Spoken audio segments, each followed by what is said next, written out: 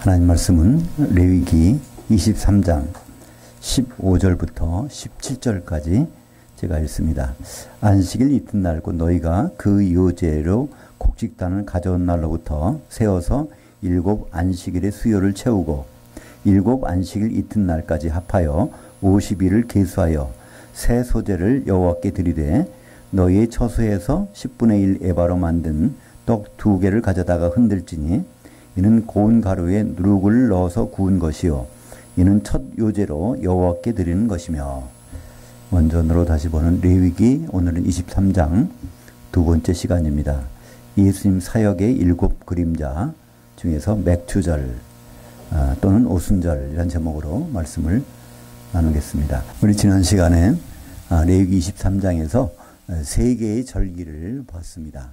이 절기라는 것은요, 쉬운 말로 명절입니다. 근데 명절인데 사람들이 만드는 것이 아니라 하나님이 제정하신 것, 이것이 이제 7 절기가 나옵니다.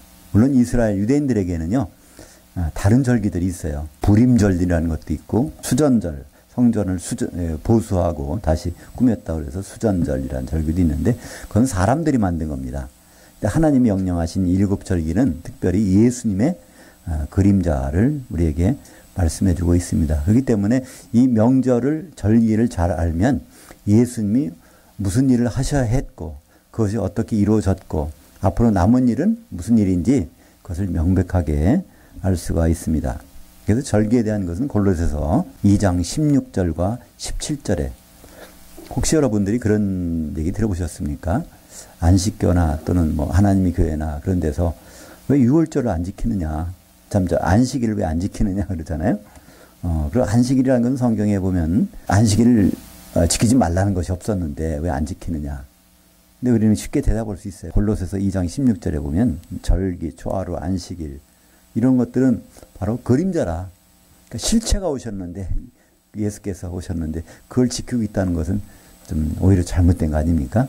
그래서 주일날 왜 주일날 예배 드리느냐, 안식일날 안 드리고, 그때 대답이 좀 궁하잖아요. 주님이 주일날 부활하셨으니까 그래서 우리는 주일날을 지킵니다. 이렇게 대답은 하지만 이게 맞을까요? 주님은 주일날 부활하시지 않았어요. 정확히 따지면 수요일날 십자가에 달리시고 그날 저녁에 무덤에 들어가셨다가 토요일날 저녁에 부활하셨단 말이에요.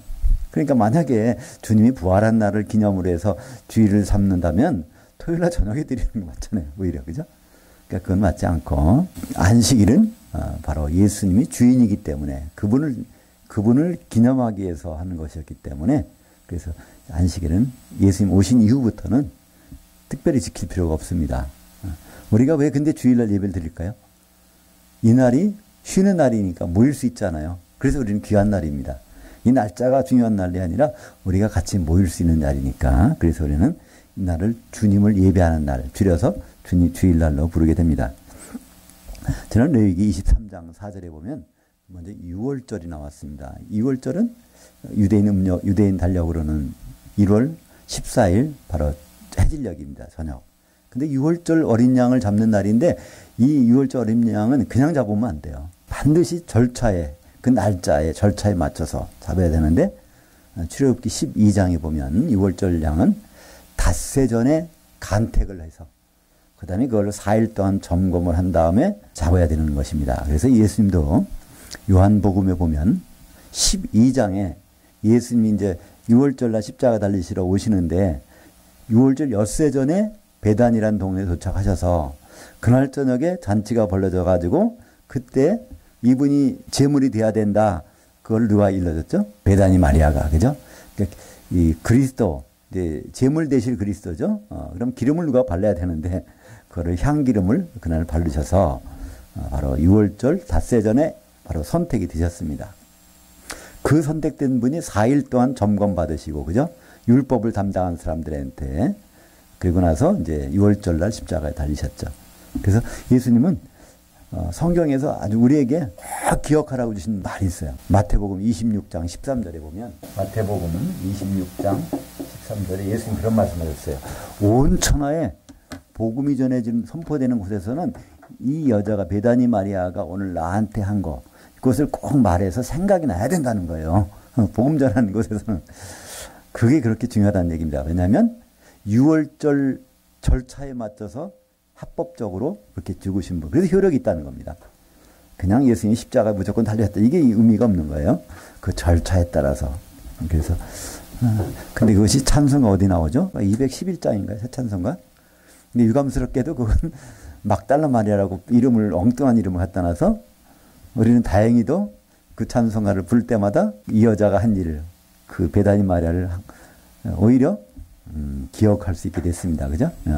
고쳐서 부르다 보니까 베다니 마리아가 바로 6월절 양 잡는 절차에 따라서 향 기름을 발라서 제물되게 하셨구나. 그 절차가 레위기 23장 4절에 한번 읽어볼까요? 이것이 너희가 그 정한 때로 성회로 공포할 여호와의 절기들이니라. 첫째 달 열나운 날 저녁은 여호와의 6월절이요. 그래서 이 절차는 출애굽기 12장에 자세히 나와 있고 그것을 예수님은 이루셨습니다.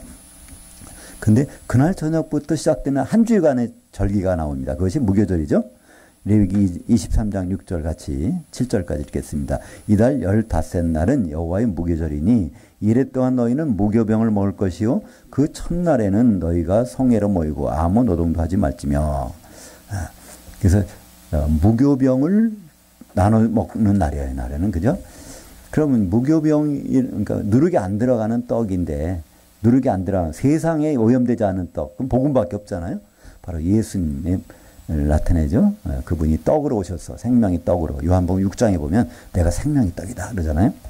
그래서 그 예수님의 복음을 나눠주는 절기가 있어요. 근데 그 절기는 아무 때나 하면 돼. 6월절이 끝나는 순간부터 그 일이 벌어져야 돼. 그러니까 예수님은 십자가 죽으셔서 무덤에 들어가셨어요. 근데 이날 뭘 해야 돼요? 무교병을 나눠줘야 돼요. 그러니까 영으로는 살아나셔야 돼요. 그래서 예수님 십자가 달리실 때 뭐라고 하죠? 마지막에 주여 내 영을 주님께 부탁하나이다 그러잖아요. 나 지금 죽는데요. 내 영을 내가 할 일 있지 않습니까? 그래서 그것이 바로 하나님은 살리셔서 옥에 있는 영들에게 무교병을 나눠주시는 것이 베드로전서 3장 18절부터 21절까지 옥의 영들 노아 때 순종치 못하다가 안 하다가 죽어서 옥에서 기다리고 있는 옥이 뭐라고 그랬죠?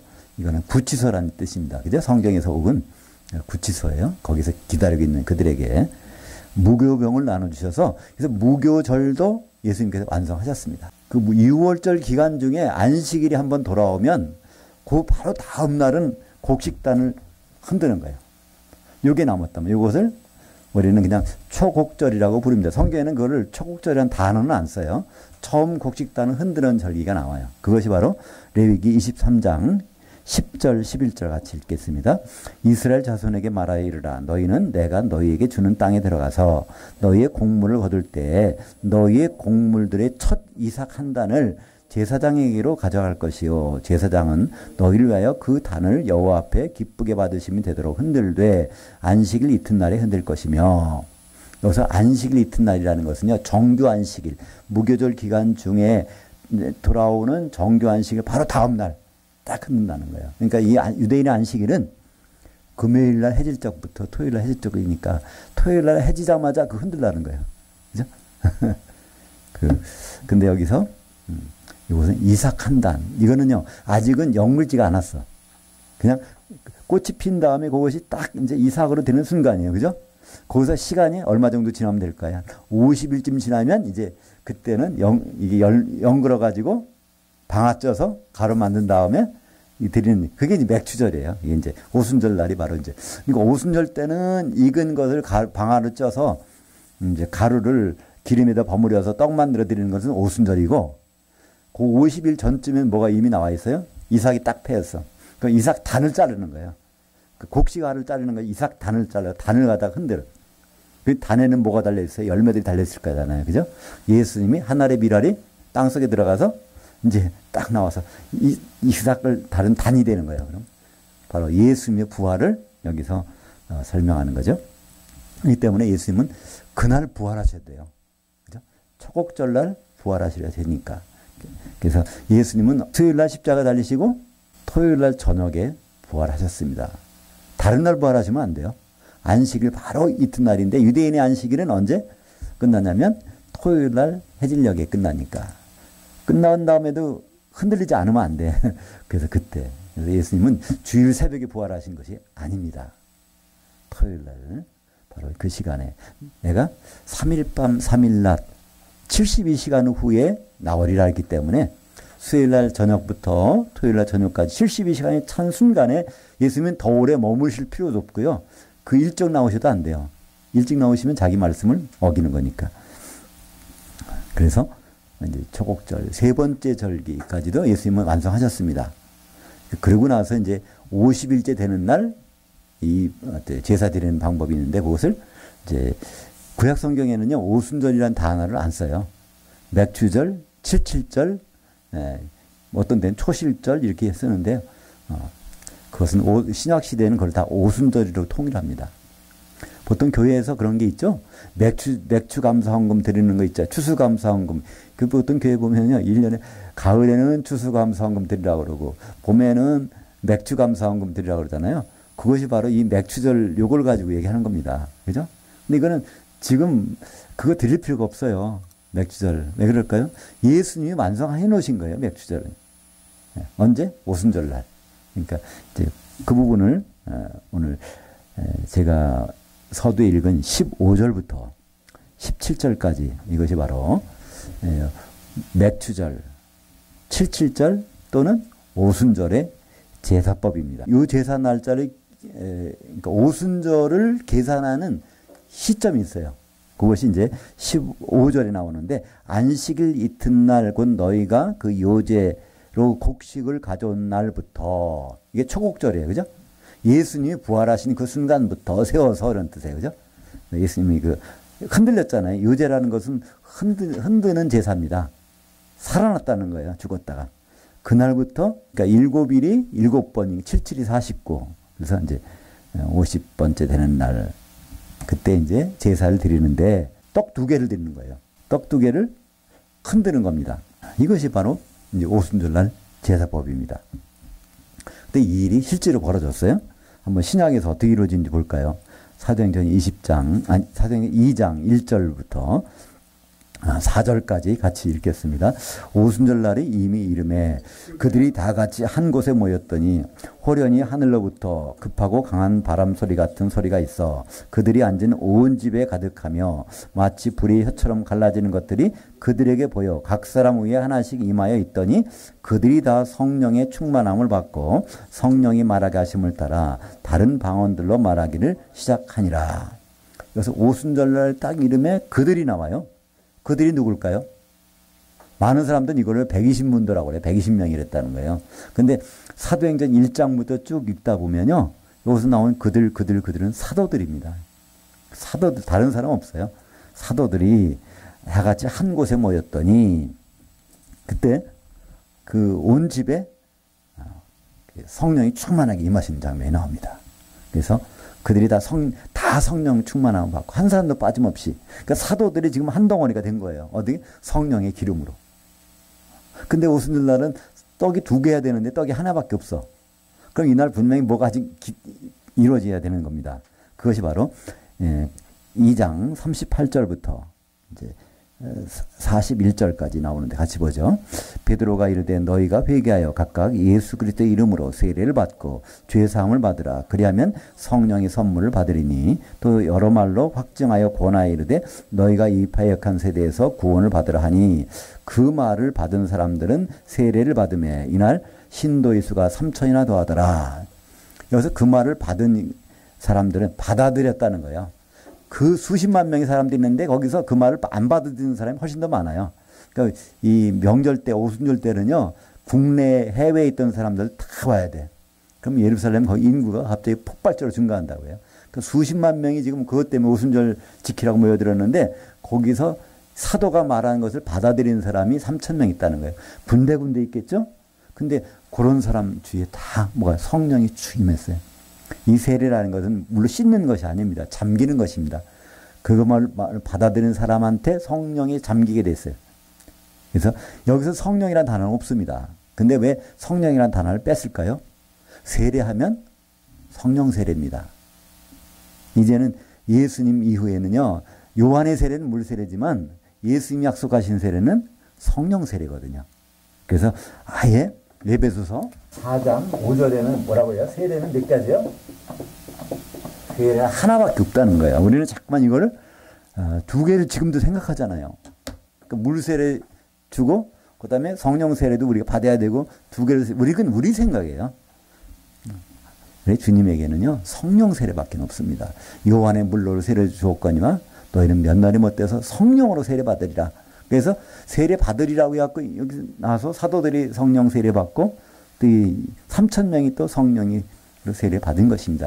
실제적으로 성지순례 가보시면 아시겠지만 예루살렘에는요 물 속에 들어갔다 나올 수 있는 시설이 없어요. 물론 요즘엔 만들 수도 있겠지만은 천연적으로 없단 말이에요. 보통 세례식이라고 하면요 흐르는 물에서 하거든요. 강물이나 바닷물. 근데 예루살렘은 그게 없습니다. 그러면 그는 어디 가서 받아야 되죠? 물 세례 받으려면 요단강까지 가야 돼요. 네. 그 유일한 세례의 장소예요. 그 저녁에 그 3,000명이 거기까지 가서 이거 받고 나올 시간도 없단 말이죠. 100% 성령 세례입니다.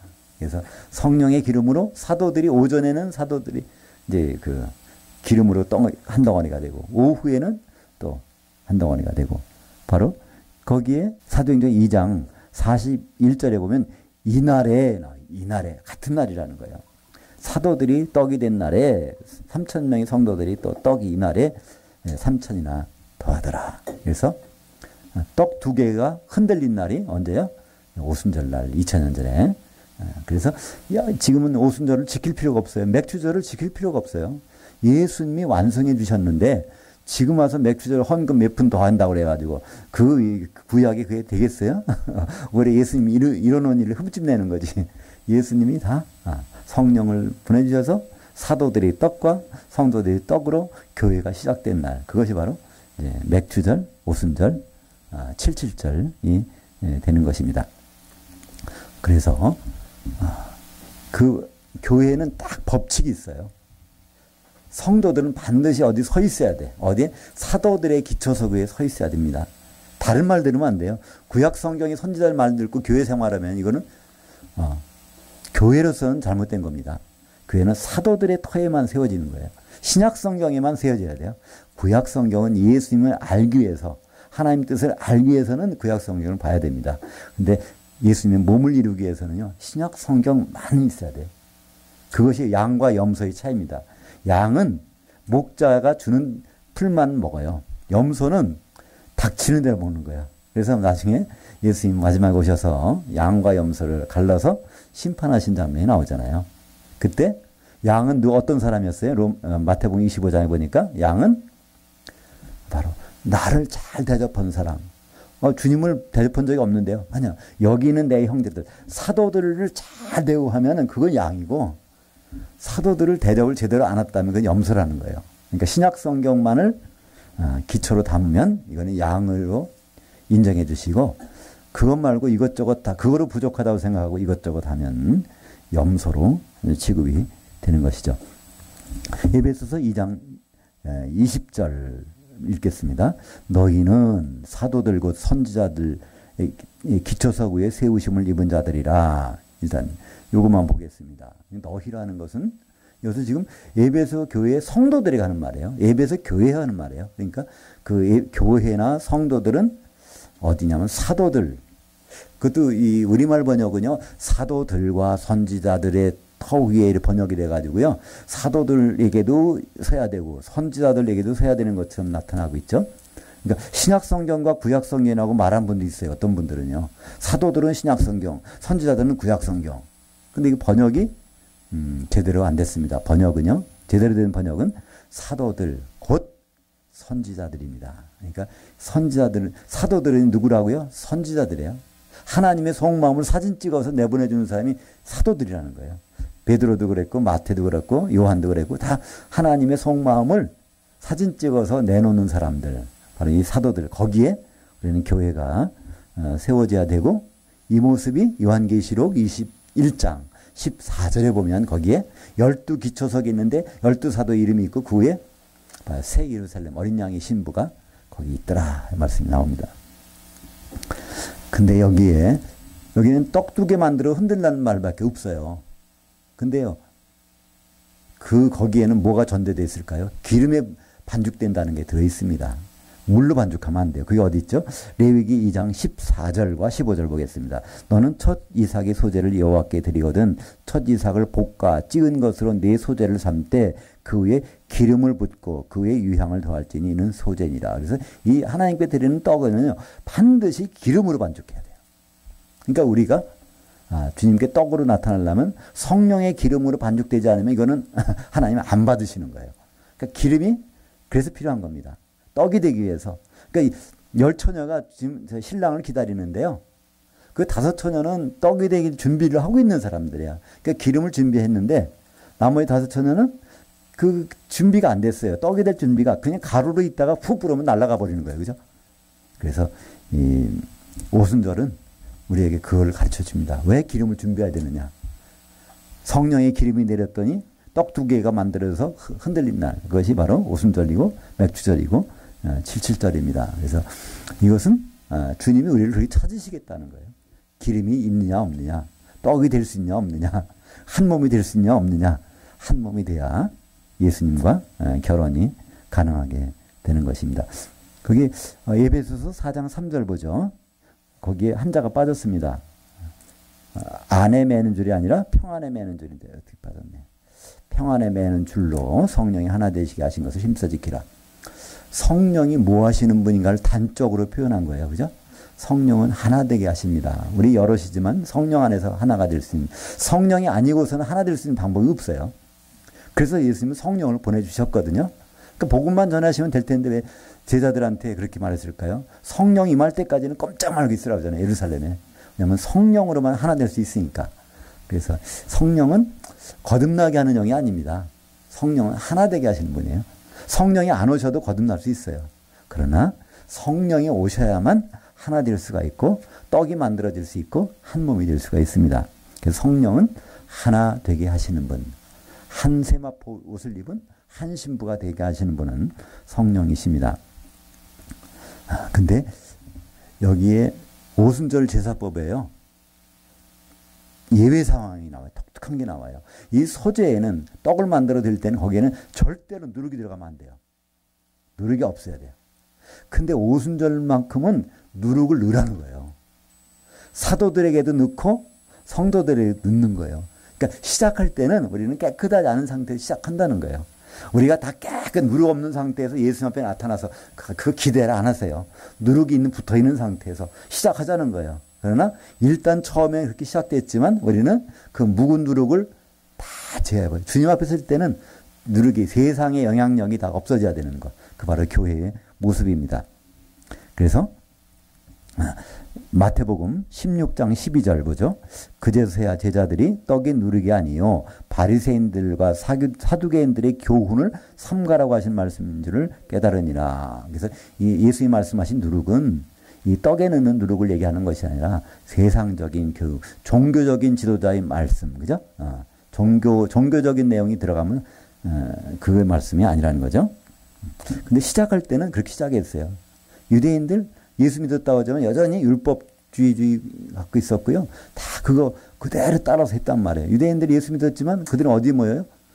성전에 모여갖고 막 한단 말이에요. 그거 성전 다 이제 의미가 없는 건데, 예수님 십자가 달리실 때 성전이 휘장이 찢어져서 더 이상 그건 성전이 아니라 예수님 몸이 성전이고 교회가 성전인데, 그때 여전히 그들은 성전에 모여서 예배도 드리고 그러잖아요. 나중에 70년, AD 70년에 성전 자체도 없어지지만. 그래서 시작할 때는 다 그렇습니다. 시작할 때 완전한 거 가지고 시작하는 사람이 없어요. 그건 처음부터 그랬으니까. 초대교회부터 누룩이 있는 상태에서 시작됐단 말이에요. 그죠? 그러나 고린도전서 5장 7절 같이 보겠습니다. 너희는 누룩이 없어야 하는 자인데 새 덩어리가 되기 위하여 묵은 누룩을 내버리라. 우리의 유월절 양 곧 그리스도께서 희생이 되셨느니라. 그러니까 우리는 우리가 처음에 어떤 자인지, 누룩이 있는 상태, 약점이 있는 상태에서, 별 볼일 없는 상태에서, 그러나 우리를 그렇게 시작을 하셨단 말이에요. 그러나 거기서 끝나면 안 된다는 거죠. 바로 세상적인 것들은 자꾸만 교회에서 빠져나가야 되는데, 요한계시록을 보면요, 큰성 바벨론은 음녀에는요 그들이 점점 더 들어오는 거예요. 그들이 뭘 잡고 있다고 해서요? 음녀가 금잔을 잡고 있다는 거예요. 금잔을. 뭘 잡아야 되죠? 요한계시록 6장에 보면, 에베소서 6장에 보면 믿음의 방패를 잡아야 되는데 마지막에 교회는요, 금잔을 들고 있어요. 세상적인 호화로운 걸 가지고 교회가 만족하고 있는 모습을 보여줍니다. 또 한 가지 우리가 오순절을 통해서 생각해 볼 부분이 있습니다. 보통 오순절 하면은 마가다락방에서 120문도에게 성령이 맺다 이렇게 알려져 있습니다. 그 복음성가 중에도 그런 게 있잖아요. 마가다락방 성령이 뭐 내리네 이러잖아요. 그죠? 근데 마가다락방과 성령은 아무 관계가 없는 거예요. 전혀 관계가 없어요. 성령은 마가다락방에 내리신 적이 없어요. 오순절 날은 어디에 모이냐면 성전에 모여야 돼. 근데 왜 거기 가서 모여있는 사람들이 있었겠어요? 마가다락방에 120명이 있었다는데 그거는 오순절 날이 아니라 예수님이 승천하신 날 예수님이 승천한 장면을 따라갔던 사람들은 누굴까요? 사도들밖에 없어요. 11사도. 왜 그렇죠? 사도행전 1장에 보면 예수님이 죽고 부활하신 다음에 40일 동안 사도들과 만나서 하나님 나라에 대해서 얘기를 하시고 오직 성령이 임하시면 너희에게 권능을 임하게 해서 예루살렘과 사마리아 땅끝까지 이르러 내 증인이 되라고 이렇게 하면서 그들을 떠나세요. 그들과 계속 있다가 이제 떠나는 거예요. 그러니까 마지막 장면에 누가 있어요? 사도들을 하고 있다가 감람산에서 이제 올라가시는 거예요. 그러니까 그들이 이제 내려온 거기 때문에 바로 이 예수님을 본 사람들은 가는 거 본 사람 사도들밖에 없습니다. 근데 그들이 어디로 갔죠? 누가복음 24장 52절 거기에 한번 볼까요? 그들이 그에게 경배하고 큰 기쁨으로 예루살렘에 돌아가 늘 성전에 있어서 어디예요? 늘 성전에 있어서 하나님을 찬송하리라. 마가다락방에서 찬송한다는 얘기가 없잖아요. 그죠? 성전에 있는 거예요. 근데 잠깐 들린 데가 있어. 사도들은 예수님 보고 왔지만은 지금 갈릴리에서 온 사람들 한 100여 명, 한 120여 명 가까이 되는 사람들은 지금 무서워가지고 어디 모여 있어요? 마가다락방에 가서 거기서 들들들 떨고 있는 거예요. 근데 이 사도들이 예루살렘 성전에 가서 찬송하려 가려다가 잠깐 들려요. 마가다락방에. 왜? 우리 지금 11명밖에 없는데 12명이 있어야 짝이 맞잖아. 그러니까 하나를 뽑아야 되는데 어디 가서 뽑을까? 우리 동네에서 다니는 사람들이 거기 모여있대. 그래갖고 거기 마가다락방에 가서 그 무서워서 떨고 있는 사람한테 가서 거기서 제비 뽑아 하나 데리고 어디 갔겠어요? 이제 성전에 가서 날마다 기도하더라? 아니요. 찬송하더라. 그러니까 오순절날 성령 임할 때는요. 사도들이 모여서 찬송하고 있을 때 물론 기도도 할 수는 있겠지만 기도에서 받은 것이 아니란 말이에요. 찬송하고 있는데 거기 내린 건데 그때 잠깐 예수님 보내놓고 성전에 가기 전에 잠깐 들렸던 장면이 어디 나오죠? 사도행전 1장 12절부터 15절까지 한번 천천히 읽어보죠. 그 제자들이 감람원이라 하는 산으로부터 예루살렘에 돌아오니 이 산은 예루살렘에 가까워 안식일에 가기 알맞은 길이라. 들어가 그들이 유하는 다락방으로 올라가니 베드로와 요한 야고보 안드레와 빌립 도마와 바돌로메 마테와 및 알페오의 아들 야고보 셀로딘인 시몬 야고보의 아들 유다가 다 거기 있어. 이게 11명입니다. 11사도. 여자들과 예수의 어머니와 마리아와 예수의 아버들과 더불어 마음을 같이하여 오로지 기도에 힘쓰니라. 모인 무리의 수가 약 120명이나 되더라. 그래서 26절에 제비 뽑아서 맞대하려 더니 그가 11사도들의 수에 들어가니라. 그래서 12사도를 만들었다는 얘기입니다. 그러고 나서 이제 이들이 성전으로 가서 열흘 동안 찬송할 때 이제 성령이 임하게 되는 것입니다. 근데 이 장면을 사람들은 마가다락방에 성령 내렸다는 거죠. 전혀 그것이 아닙니다. 그것도 다락방이라고 그랬지 마가다락방이 없어요. 그러나 이제 사도행전 12장 12절에 보면 베드로가 감옥에 갇혔을 때 막 기도하잖아요. 베드로 좀 꺼내달라고. 그때 베드로가 나왔어요. 어떻게? 천사가 데리고 나오잖아요. 그래서 이 베드로가 그 집에 딱 들어왔는데 요 집이 바로 이제 마가다락방이에요. 거기 왔는데 거기 다락에 올라가서 기도하고 있어요. 베드로 꺼내달라고. 그러니까 거기에 밑에 이제 여자애가 하나 있었죠. 롯데가 있었는데 베드로 만나서 보니까 베드로 왔다 그러는 거예요. 올라가가지고 베드로 오셨다 그랬더니 그들이 그럴 리가 없다는 거예요. 베드로가 왜 감옥에 갇혔는데 자기들은 베드로 꺼내달라고 기도하면서 나왔는데도 안 믿는 거예요. 그 진짜 베드로다 그러니까 뭐라고 합니까? 아마도 베드로 천사겠지. 이렇게. 그러니까 초대교회도 그죠? 우리 같으면 잘 믿는 것 같죠? 근데 그들도 그런 그러니까 누룩들이 많이 들어간 상태에서 시작했다는 얘기예요. 그죠? 그때 거기에 곧 모이던 다락방이 마가다락방이었기 때문에 이 사도행전 1장에 나오는 요 다락방도 같은 집이 아니었겠는가. 왜냐하면 갈릴리 촌 사람들이 거기 도회지에 여러 군데 아지트가 있었겠어요? 거기서 모였겠죠? 그래서 그렇게 생각을 하는 것입니다. 그래서 마가다락방에서 120명이 모여서 합심해서 기도했더니 성령이 맺다. 그러니까 성령 받으려면은 합심해서 기도하면 된다. 이렇게 이제 전통적으로 내려봤는데 그런 여러 가지가 맞지 않습니다. 마가다락방도 아니고 기도해서 받은 것도 아니고 그죠? 예. 오순절날은 무엇보다도 하나님이 지정하신 곳에 가 있어야 돼요. 신명기 16장 16절에 보면 하나님이 지정하신 곳이 마가다락방입니까? 아니요. 성전이잖아요. 그래서 거기서 모여 있고 그 온 집이 가득하는 것은 성전이 하나님의 집이니까 거기에 성령이 충만하게 임한 것을 볼 수 있습니다. 그래서 사도들이 떡과 성도들이 떡으로 해서 시작된 것이 바로 교회입니다. 신명기 16장 16절 거기 있네요. 한번 같이 보죠. 너희 가운데 모든 남자는 1년에 3번 곧 무교절과 칠칠절과 초막절에 네 하나님 여호와께서 택하신 곳에서 여호와를 배웁되. 그러니까 오순절날은 어디가 있어야 돼요? 성전에 가 있어야 돼요. 성막이 되는 성막이 아니니까. 근데 왜 마가다락방에 뭐 가서 120명 있었다면 그건 이상한 사람들이죠. 그죠? 18절부터 21절까지 같이 보죠. 너희는 또 이 떡과 함께 1년 된 흠없는 어린 양 7마리와 어린 수수 1마리와 순양 2마리를 드리되 이것들을 그 소제와 그 전제와 함께 여호와께 드려서 번제로 삼을지니 이는 화제라. 여호와께 향기로운 냄새며 또 순염소 하나로 속죄제를 드리며 1년 된 어린 순양 2마리를 화목제물로 드릴 것이요 제사장은 그 천이삭의 떡과 함께 그 2마리 어린 양을 여호와 앞에 흔들어서 요제로 삼을 것이요 이것들은 여호와께 드리는 성물이니 제사장에게 돌릴 것이며 이날에 너희는 너희 중에 성회를 공포하고 어떤 노동도 하지 말지니 이는 너희가 그 거주하는 각처에서 대대로 지킬 영원한 규례니라.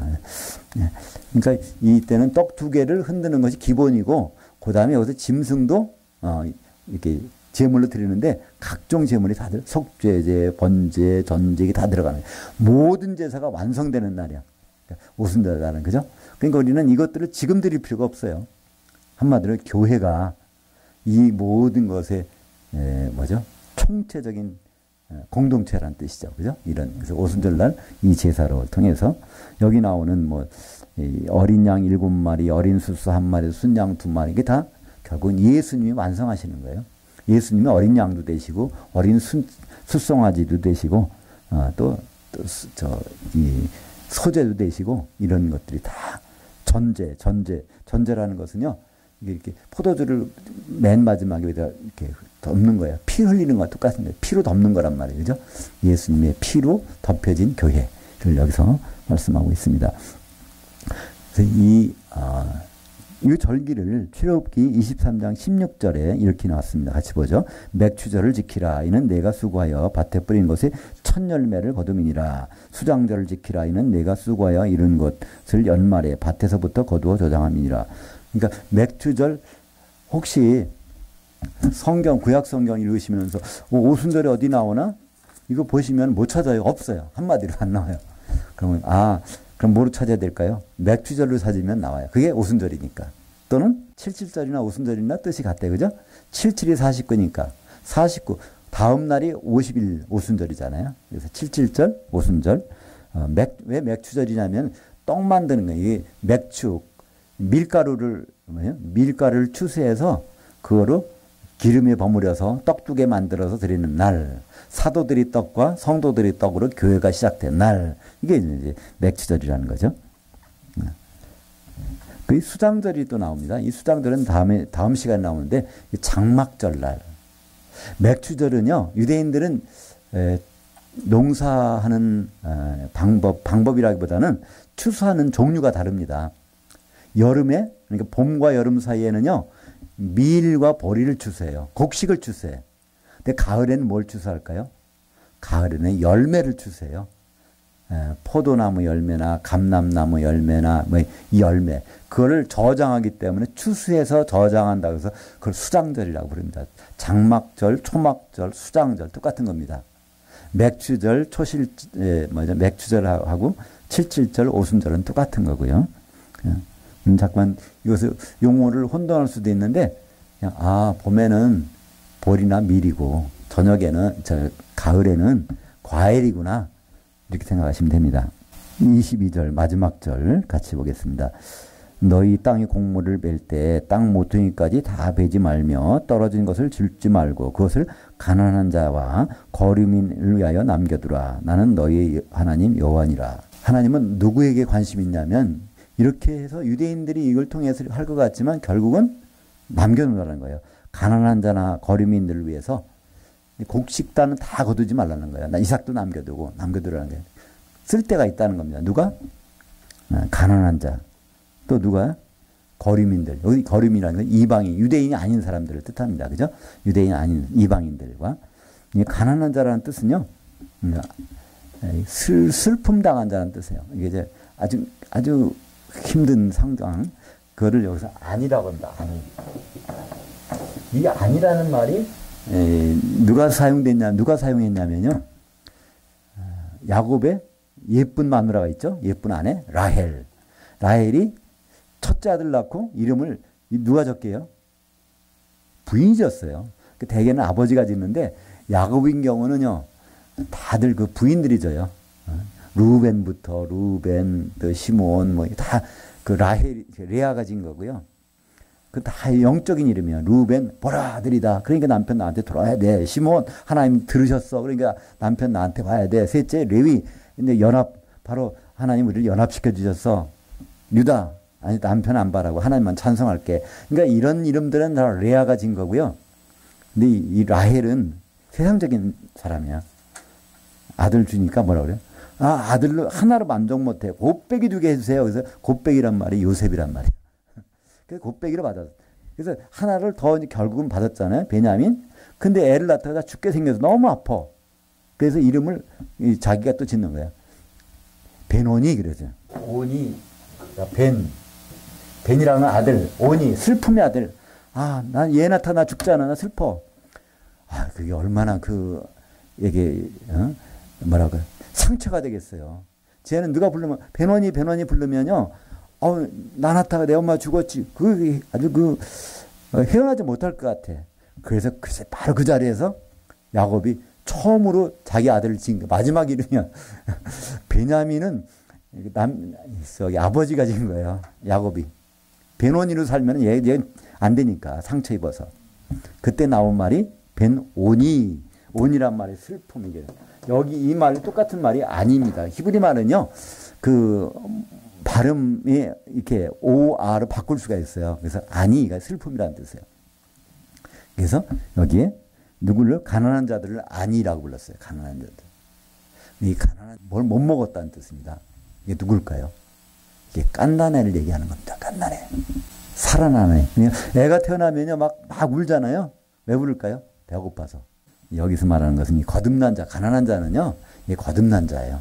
하나님의 자녀로 태어난 자를 얘기합니다. 이 말이 어디 나오죠? 마태복음 5장 3절 같이 보죠. 영으로 가난한 자들은 복이 있나니 천국이 그들의 것이며.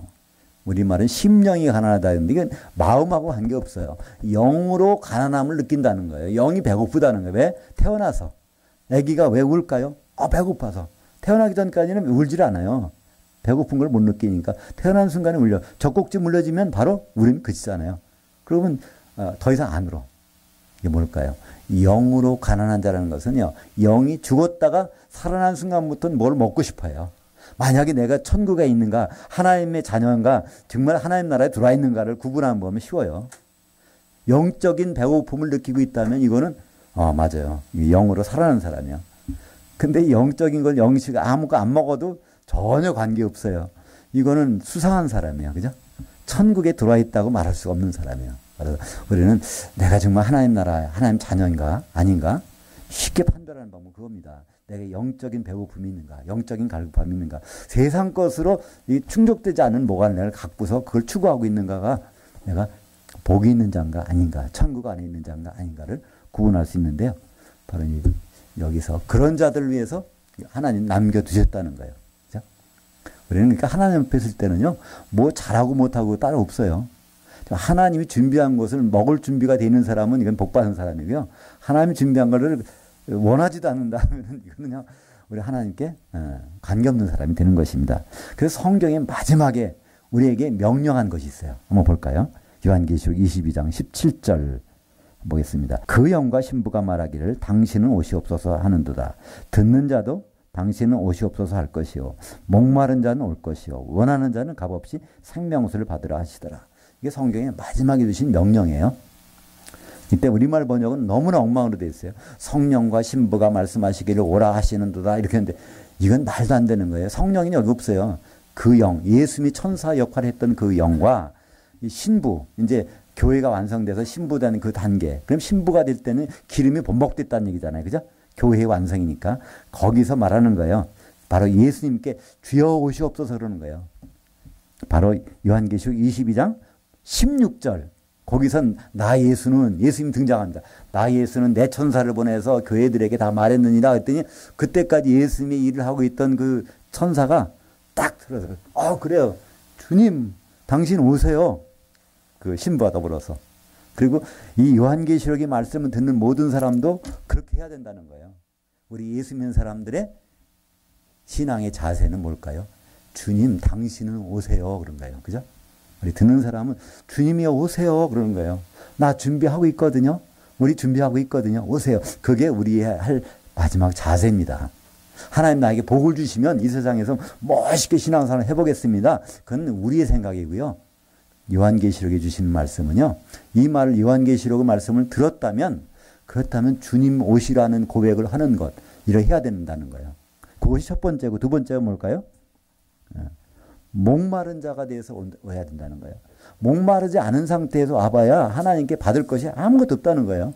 하나님께 와서 그러니까 목마르지 않은 사람이 왜 마시겠습니까? 못 마시지, 그죠? 그러니까 목마른 건 축복입니다. 우리가 정말 영적인 목마름이 있다면 이거는요, 하나님이 특히 사랑을 받은 사람이에요.